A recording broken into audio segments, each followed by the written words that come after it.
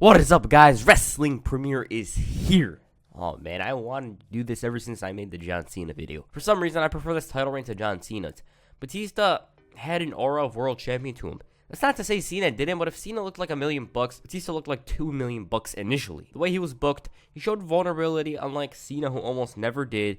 He wasn't exactly seen as the underdog throughout his title reign, and that's what I liked about it. They weren't telling us this guy is probably inferior to his competition. John Cena, they're telling us like, how in the hell is he gonna get through these guys? But we all knew he was gonna. Anyways, as a kid, this guy was the man. Cena and Batista, they were two of my favorite guys in the late 2000s. Batista, in my eyes, the most badass wrestler on the roster at the time. He'd make his entrance in the pyro thing. I assume if you were a kid in the mid-2000s, your favorite wrestlers were Cena and Batista. In this video, I cover Batista's very memorable first world title reign. I already covered Cena's in a previous video, and also if this is successful, expect Kurt Angle's run as the Wrestling Machine and Rey Mysterio's title reign to follow up. With that said, let's get into it, but before we do, let me mention that next video possibly, you guys down for End of an Era, Undertaker and Triple H? If I do make it, then it's the next video. If I don't, expect it to be the video after the next. With that said, make sure to subscribe to the channel. We're on the road to 40k, and it's simple as that. Anyways, let's get into it. Now, let me give you a refresher as to how Batista became champion. After Randy Orton got kicked out of Evolution, Batista began to plot. He began thinking, maybe I am better than Triple H. As the weeks went by, Batista began to believe in himself, and he also started to embrace the love from the fans. Triple H, meanwhile, was worried. He knew Batista could take that title away from him, and the animal slowly approached the world title. Triple H tried to sidetrack him, and once Batista won the Rumble, there wasn't any way Triple H was going to convince him otherwise. He tried getting JBL involved in this, but Dave had plans of his own. On the February 21st, 2005 episode of Raw, Batista finally made his decision. He threw the Raw contract on the mat, and he gave Batista the thumbs up. Batista then turned the thumbs up into a thumbs down, and he slammed Triple H through the table. He let Triple H know that he's staying on Raw, and at WrestleMania is taking the world title from him. I don't know how in the hell I remember this episode, but I do for some reason. It's like one of my earliest wrestling memories. I was watching wrestling beforehand, but this is one of the first moments I actually remember. It was this and Cena getting arrested by JBL. Anyways, Batista captured the title at WrestleMania, and it was the perfect build-up in the perfect moment. They had their guy all along, but they just chose Orton at the wrong time. But now, they righted that wrong, and Batista was finally world champion. The next night on Raw, Batista began his title reign by facing his former Evolution partner, Randy Orton.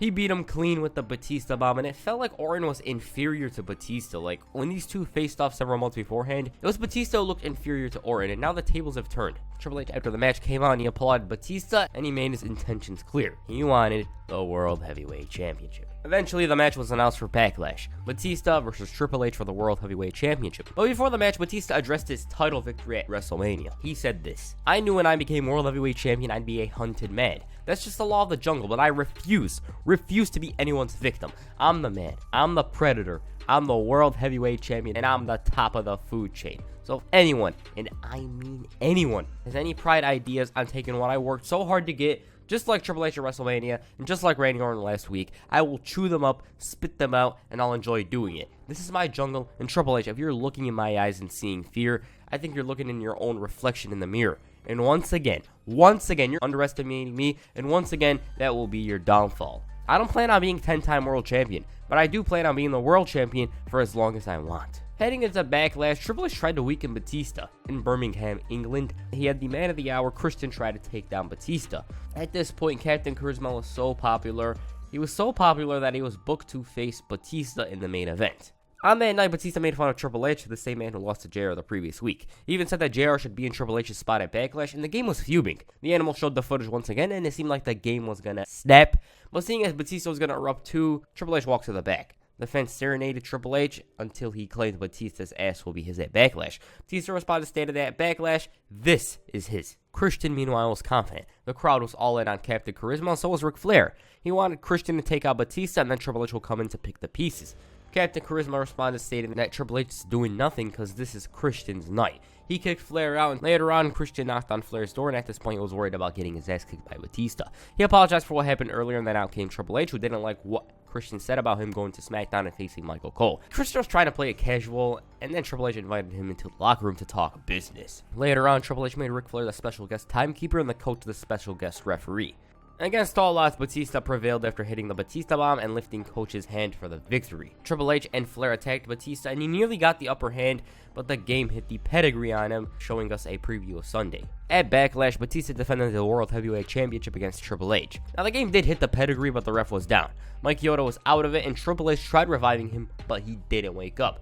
Jack Doan then came out and Batista hit a sudden spinebuster. The game, however, bounced back with a low blow to both the referee and Batista before delivering a few rights in the corner. This would end up costing Triple H the match as Batista hit a sudden Batista bomb to retain his title. It frustrated Triple H pedigreed the referee right after the match. It was decent, it wasn't bad. Felt like this was another chapter in establishing Batista as the man. The next night, Eric Bischoff announced a Gold Rush tournament with the winner facing Batista. Triple H participated in the tournament and his opponent was Chris Benoit, basically Triple H's kryptonite.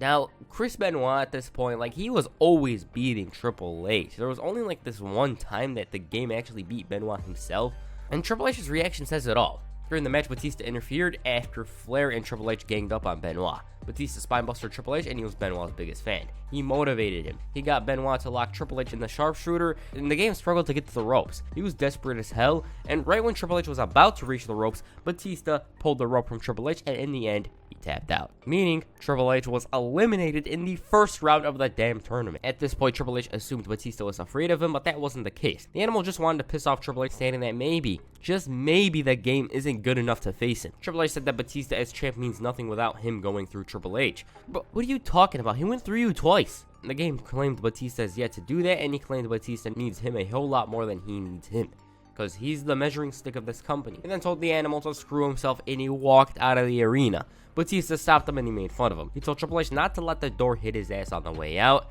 and the only thing that he defines is a sore loser, and at the end of the day, Batista's the champ and Triple H is screwed. The game entered a limo and he ordered Flair to come with him. Flair didn't really want to go, and instead he stuck around. Christian, meanwhile, tried to bully Ric Flair, and this would lead to Batista making the save for him the next week. At this point, it seemed like Flair was turning babyface once again. 2 weeks later, Batista faced the winner of the Gold Rush tournament, Edge, for the World Heavyweight Championship. During the match, Ric Flair came to Batista's aid, paying back the favor from last week, and he got a spear for his troubles. Edge nearly had the match won with a spear, but Batista kicked out at the last second. Edge was seething, and Lita threw in the briefcase.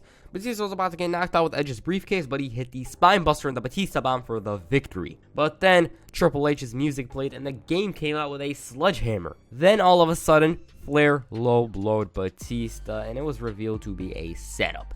The game slowly marched down to the ring, and the champ knew what was coming.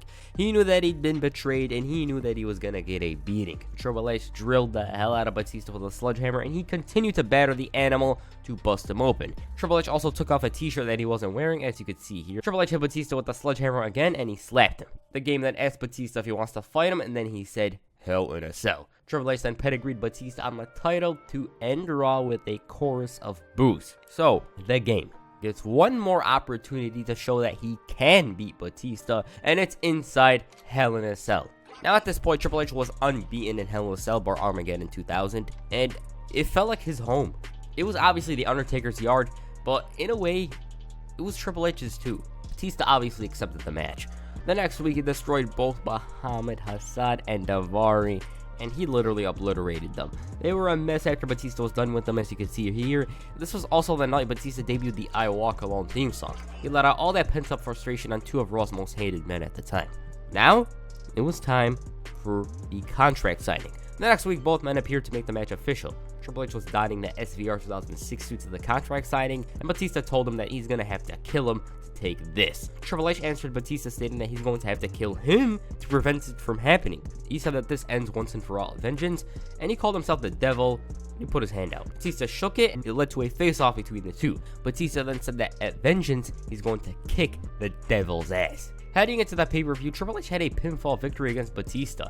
He beat him in tag team action. There were some who believed maybe, just maybe, Triple H was going to recapture the world title. At Vengeance, Batista defended the World Heavyweight Championship against Triple H inside Hell in a Cell. Let me just say that this match was gruesome. Like, compared to the other Cell matches, it was barbaric, hellacious, remorseless, and ruthless. Out of the most violent Hell in a Cell matches, this is up there with Foley and The Undertaker, HBK and The Undertaker. It's so damn violent, and this might be a hot take, but I'd say this is the most violent Cell match. Like, take out those 2 spots Foley did in HBK, And say they had the action in the ring, what's more violent, this or those two? I mean, they used a freaking chain, they used the steel steps, they used a chair wrapped in barbed wire. It was crazy.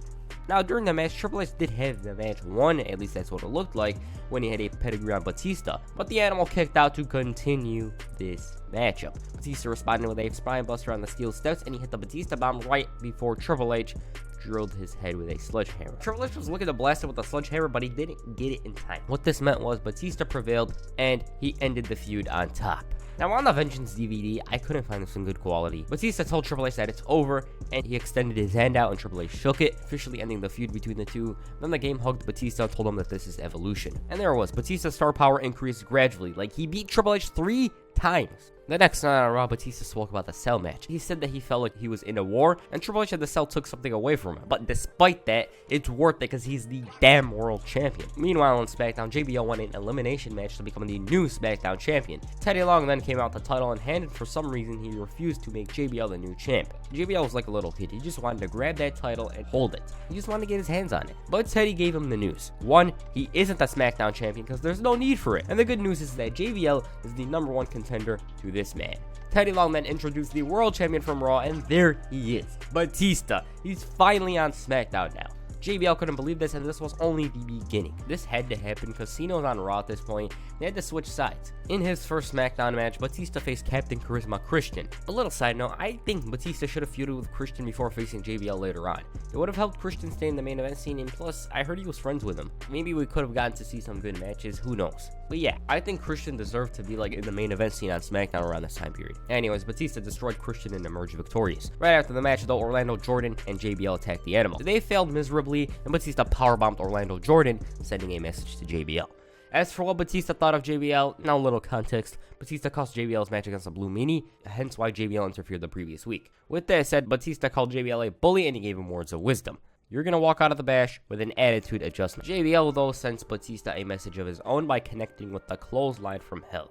Now, looking at this picture, I find it weird that JBL never won the world title again, because he was always around the main event scene during his run, and I'm shocked that he never actually won it for the second time. On the final SmackDown before the Great American Bash, JBL threw a celebration for his victory at the Bash. Like, this thing nearly lasted 20 minutes. In storyline, this showed how arrogant JBL was. He had a celebration for a match that has yet to happen. Since this is wrestling, Batista interrupted, and this was right after JBL guaranteed victory at the Bash. Batista asked JBL if he realizes how ridiculous he looks wearing that, and how ridiculous it is that Bradshaw calls himself a great American and a wrestling god. Batista told him that he's neither. He's a liar, he's a loudmouth, a bully, and a phony. And this Sunday is going to expose JBL's ass. He questioned JBL's bicep, like, you're going to guarantee victory against me? Batista guaranteed in 2 seconds he's going to beat JBL's ass, and that's what he did. Batista brawled with both men before sending JBL a message by hitting a spinebuster on Jordan. He mocked Bradshaw as SmackDown went off the air. Now, about their match at the Bash, I heard it was bad, and for that I always avoided it.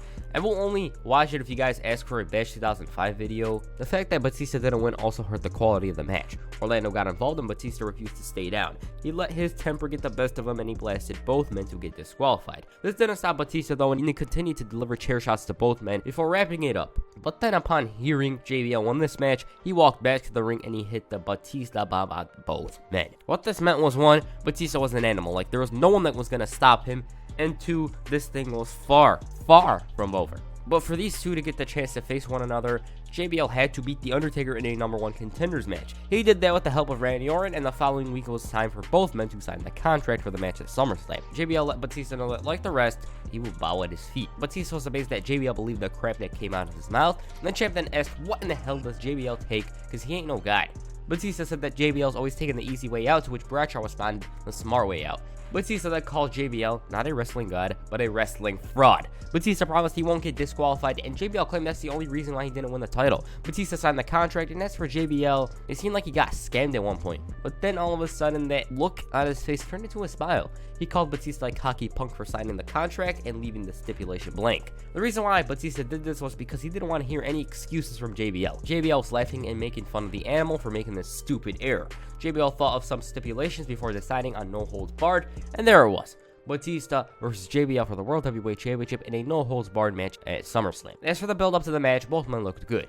JBL, though, and kayfabe had the edge as he blasted Batista with the steel chair, and plus he had experience in this type of match. Batista, meanwhile, was in his hometown of Washington, D.C., so he had the home field advantage. As for the match, decent. Problem with it was the fact that it was under 10 minutes. They didn't get the chance to do much, and JBL was destroyed. Batista did his finisher, but he refused to go for the pin. Instead, he hit another Batista bomb on Bradshaw on the steel steps to retain his title. Personally, I felt like they deserved more time, but it didn't really matter because they accomplished the one thing they wanted to do, which was the task of making Batista look good. After such a dominating performance, you'd think Batista would move on to someone else, but he didn't. And on the first episode of Friday Night SmackDown, Batista defended the gold against JBL in a Texas bull rope match. This was the match type that helped him win the WWE Championship. JBL had the advantage throughout the match, and he had the match prowess to back it up. And the match did kind of end the same way as the previous bull rope match ended. Both men touched the corners, and JBL was inches away from touching the fourth, but Batista pulled him away and hit a spinebuster before touching the fourth corner himself to retain the title. Now, this feud, in my eyes, it was one-sided. Batista destroyed Orlando and JBL, and he didn't really show much vulnerability during this feud. He wasn't seen as someone who overcame the odds. He was just seen as someone who plowed through the competition. Anyways, on the September 16, 2005 episode of SmackDown, SmackDown GM Teddy Long and the network executive Palmer Cannon came out to introduce Batista's next challenger for the World Heavyweight Championship. The Animal praised JBL's performance the previous week, but that's in the past. Now, it was time for the next challenger. Teddy Long said that this man is someone who's famous for his high-flying offense. He's a Latino underdog whose story is like that of David and Goliath, a family man who fights for what he believes in. And this man was, well, we didn't get to hear it out of Teddy's mouth as Cannon grabbed the mic and announced Eddie Guerrero. Now, from Teddy's words, it was clear that he was speaking about Rey Mysterio, because Eddie at this point was trying to wreck Rey's family, and he wasn't exactly the best family man in storyline. Eddie shook both Teddy and Palmer's hand, and he let everyone know that he's got a history. Everyone knows his past, his demons, and everybody knows about his addictions. And the worst addiction of them all was the addiction to manipulation. But after last week, Eddie paused, he mentioned how he finally beat Rey Mysterio. He found a new addiction, and that addiction is respect. That addiction is honor. That addiction is doing the next right thing. He called himself the new and improved Eddie Guerrero. He's not about that anymore. Nowadays, he's about love. He thanked Batista for having him be the #1 contender to the title, and he said that he has the most respect for the Animal out of anyone here. That belt not only righteously belongs on that waist, but to the business today, Batista is greatness. And at No Mercy, he doesn't have to hate anymore because there's no hate left in him. And he's going to come out here to the ring and give the fans the best damn match in the history of professional wrestling, Edge and Orton, and never hate each other. And he wanted to prove that could be done. Eddie thanked Batista one more time, and the champ responded by calling Eddie Holmes. He said that they could be amigos. As a matter of fact, the two amigos. Batista then said that everyone knows what kind of man Eddie is, and we can only imagine what kind of champ he could be if he beats Batista. Eddie responded saying that win, lose, or draw, they could come out of this friends, and maybe even best friends. Eddie put his hand out there stating that he just wants to be friends, and Batista's response got me. He said that friends don't shake hands, friends gotta hug, and they hugged. Eddie was confused while Batista was embracing this new and improved Eddie Guerrero. The following week, Batista and Eddie Guerrero were set to team up to face Eminem, but an illness got in the way. Eddie had a bad case of the cramps, at least that's what he claimed, and he wasn't going to let this stop him from competing though. Eddie ran out to vomit, and we were left wondering what the hell was going on. The champ decided to do something about it. He said that he was going to bring the best doctor in town to check on Latino heat. The WWE trainer told Eddie that he doesn't see anything wrong with him. Then Batista's nurse appeared. Eddie told her that it hurt in the poppy area, and she continued to examine Eddie throughout the night before Batista brought in another doctor. Eddie was disturbed by Batista's presence, and he panicked. He claimed that he was a lot better and he's ready to take on Eminem, but then he felt pain in his stomach. Batista brought in an actual doctor to examine Guerrero, and he was going crazy. Meanwhile, Batista went out there alone. Eddie then appeared, and right when Batista had this one wrapped up, Eddie tagged himself in and hit a frog splash to win the match. So, stomach pains. Batista wasn't exactly pleased with this, so he continued to keep an eye on Guerrero. He noticed Eddie eating some Mexican food the following week, and Eddie apologized for what he did the previous week, and he promised that would never happen again. And later tonight, they were going to win the tag team championships. Batista took away Eddie's food, stating that he's still pale and frail from the stomach issues, and even took his tortillas away. As for the tag title match, there were a few issues. First of all, Batista unleashed the animal in him, but then Eminem interfered to cause the DQ. Then Eddie accidentally blasted Batista with a chair. He was going for Mercury, but he ducked. Eddie argued with him for a bit before tossing away the evidence. Batista then hit the spinebuster on Mercury before blasting him with a chair shot of his own. Eddie was playing hurt, and Batista was oblivious to what transpired. At this point, Eddie still had Batista's trust, but that would be questioned on the final SmackDown before No Mercy.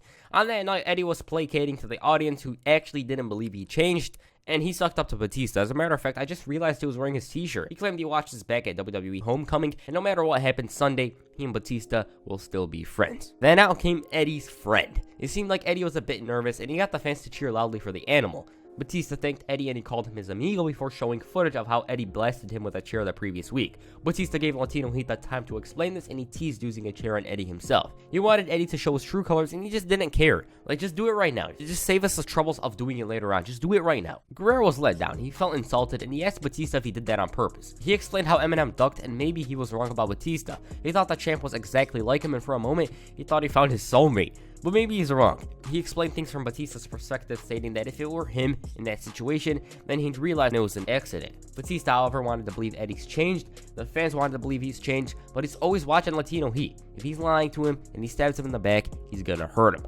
Eddie responded stating that he wouldn't expect anything less, and he said that on Sunday he's gonna prove to Batista and everyone else he's a changed person, a new man, and tonight Batista's gonna get a little taste of that. Yeah, about that, Eddie ended up costing his team the tag match to help Batista's team win the match. He applauded Batista's team before raising the animal's arm. The story of the match was basically Eddie wanting to have Batista believe in him. Then the heels attacked. The world champ came to the aid of Latino Heat. It was such a weird situation. Like, was Eddie for real? Did Batista believe him? And no mercy before the title match. Eddie wished Batista good luck in weird fashion. Batista returned the favor, wishing good luck to Eddie himself. He said it in an angry way. As for the match, I liked it. Could the match have been better? Sure, but I'm glad we got to see Batista versus Eddie in a main event program. Watching this feud again is overall enjoyable. Eddie was trying to gain Batista's trust to make it his weakness, but over time maybe he wanted to keep him as a friend. That's what it looked like. We didn't exactly know what was on his mind though. Batista was a powerhouse while Guerrero capitalized on his mistakes. He targeted Batista's back and this prevented him from hitting a Batista bomb. Eddie also contemplated whether or not to use a chair during the match since the ref was down. He grabbed that chair with a smile on his face and he was measuring Batista and he almost hit him, but he had a change of heart. He threw the chair away, but Batista was pissed off regardless. Eddie tried explaining himself, but Batista didn't care. Latino, he tried to knock down Batista, but he had all the momentum. The animal then speared Eddie, and he was unleashed. He tried hitting the Batista bomb, but Eddie evaded it, and his back was hurting. Batista did hit a spinebuster though, but he couldn't go for the cover in time. Once he did, Eddie kicked out. Guerrero bounced back with the Three Amigos, but once he attempted the frog splash, no one was home, and Eddie ran into a sudden spinebuster, which got Batista the victory. Right after the match, Batista and Eddie had a bit of a confrontation, I guess. The fans chanted Eddie's name, and at this point, both the fans and Batista believed it, I guess. He put his hand out there and Batista shook it. Then the animal turned his back on Eddie, and he had a smile on his face, but it didn't lead to much. Now it was time for Batista's next challenger. Was it going to be Eddie again or Randy Orton? Before we got to know who his next challenger was, Batista appeared on Raw. Now, the reason why the animal appeared on the show was because Stone Cold Steve Austin quit WWE once again. The reason why was because Austin was set to lose to the coach at Taboo Tuesday, and I don't blame him. Like, why the hell would the coach win this match? Yeah, sure, Goldust and Vader would have helped him, but it still means coach beat Austin. With that said, on the October 31st, 2005 episode of Raw, Vince McMahon let everyone know that Austin was involved in some sort of accident, which meant he was not going to be involved with Taboo Tuesday, which means Jonathan Coachman is the winner of that match as a result of forfeit. But that doesn't mean the coach isn't competing on Taboo Tuesday. Then out came Coach's opponent from SmackDown. It was SmackDown's #1 announcer, Funaki. Goldust assaulted him, then Coach arrogantly issued a challenge to anyone from the SmackDown roster that's better than Funaki. All of a sudden, Batista came out, and the Coach and Goldust couldn't believe this. Coach took a cheap shot and ran away, and then Vader returned, and both he and Goldust ganged up on the animal. They neutralized him, and the Coach was directing traffic. As they left, Batista had a smile on his face that turned into a look of rage. This is the most bizarre thing, of 2005. Vince McMahon fires JR, he mocks him on live television, then Stone Cold was set to be involved with this, and he wasn't, and it ended up being Batista. Like, what the hell? As for that match at Taboo Tuesday, it was a street fight, and Batista destroyed every single one of them. Sure, Coach got some offense in, but Batista put him in his place, and he laid him out to emerge victorious. This match did add to the SmackDown Raw rivalry, so there's that. And speaking of that feud, Batista was right in the middle of it. Teddy Long made the world champ the captain of the SmackDown Survivor Series team, and 4 other men qualified by winning their respective matches. As for Batista, he was set up.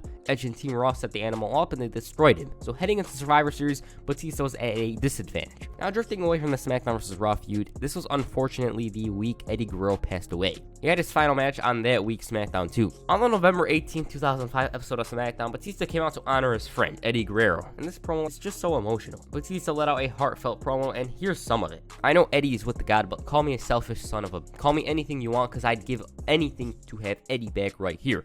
I miss the hell out of him, Eddie Guerrero.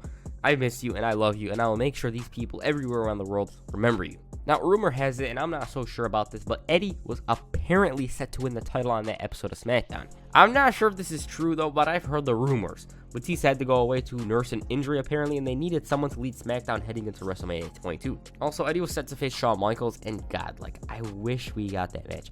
I bet it would have been a classic, like HBK versus Latino Heat at WrestleMania. With that said, Batista struggled to regain form heading into Survivor Series. He was chokeslammed through a car window, and he did gain retribution, but then later that week, the World Tag Team Champions chokeslammed him once again through the announce table. This would affect Batista's performance at Survivor Series, as Big Show and Kane once again had the Animal's number. They chokeslammed him, and with the injury, he definitely wasn't going to kick out. SmackDown won anyways. Meanwhile, Big Show and Kane began to bully and isolate Rey Mysterio after JBL aborted his tag match with Rey. At this point, Rey really needed Bradshaw's help, but he didn't return after the referee poked his eye. Big Show and Kane destroyed Rey Mysterio, and they were going to take him out for good, but then Batista made the save. They pushed him aside and waited for Batista. Once he came out, he single-handedly took out Kane and the Big Show to send them back to Raw. It seemed like Batista was Rey's older brother.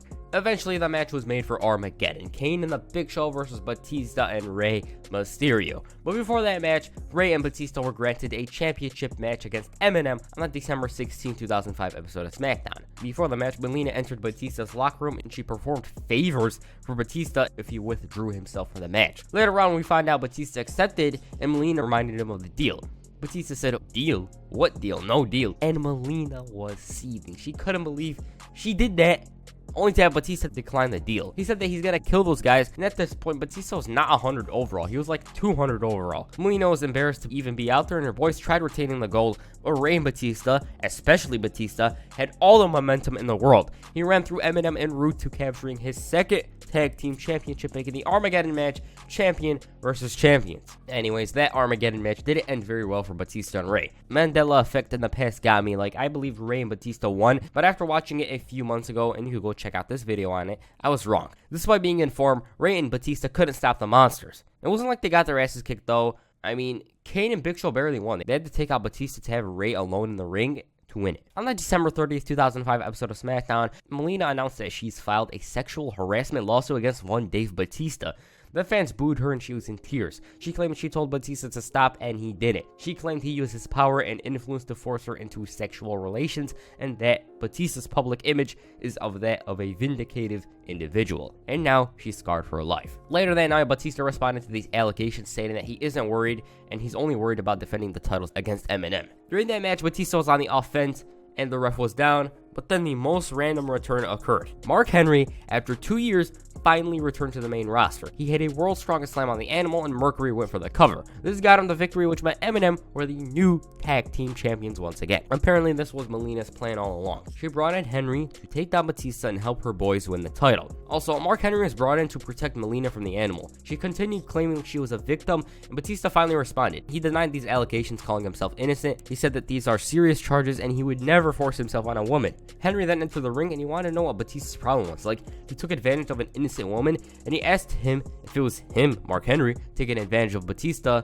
Like, how would you feel? The Animal said that this isn't the time or place, unless Henry says it is. Otherwise, he should get the hell out of his face. As you may know, Batista and Rey invoked a rematch clause later that night inside a steel cage. That match didn't end without controversy. Mark Henry came out, and this was supposed to end quickly, but during the tapings, there were some malfunctions. Henry had to literally break the chain in order to enter the cage. Just go search Mark Henry cage on YouTube and you'll find it. During the tapings, it took him a few minutes to enter the cage, and Henry had to break the chain to enter the steel cage. He knocked the steel door off the hinges, and he used it as a weapon against Batista. Batista got knocked down, and Eminem retained the titles with the help of Mark Henry, much to the delight of Melina. Unfortunately, though, this would mark Batista's final in-ring appearance as champion, as on January 8, 2006, Batista suffered an injury. During a match with Mark Henry, Batista tore his triceps, which meant that 1, Batista was going to be out for nearly 8 months, and 2, he's got to relinquish the championship he never lost. On the January 13, 2006 episode of SmackDown, Batista came out to reveal what happened earlier that week. He said that he's made a decision, and he spoke about the match with Mark Henry and how he suffered an injury. He said that this injury is severe, and severe enough to leave him on the sidelines indefinitely. He said that every time he's walked through the currents, it was a blast, and he was and is proud to represent the fans as a world champion. He said that it was his pride, privilege, to follow tradition and follow guys such as Ric Flair, Harley Race, Triple H, Dusty Rhodes. And Batista said that he wanted to be a fighting champion. It didn't matter if it was Big Show or Eddie Guerrero, he'll fight them. but he's physically unable to do that, and it's the right thing. Batista then said that he has no choice but to surrender the World Heavyweight Championship. He said that to be the man, you gotta beat the man, and he promised he will reclaim the World Heavyweight Championship again. That's it. Batista's title reign, like, it was memorable. It established him as one of the top guys in WWE, and as a matter of fact, he was the number 1 or number 2 guy, depends on perspective, during the title reign. I like that. I prefer it to Cena's for some reasons. I like the Eddie feud, and yeah, I liked how he and Rey were a tag team at one point. I like the Triple H feud, all that. Teddy Long, meanwhile, was planning to allow the title's legacy to go on, as later that night, there was going to be a battle royal to determine the new World Heavyweight Champion. And that's it for this video. Make sure you hit a spine buster on the like button, and perhaps a Batista bomb on the subscribe button. Peace. I'm out.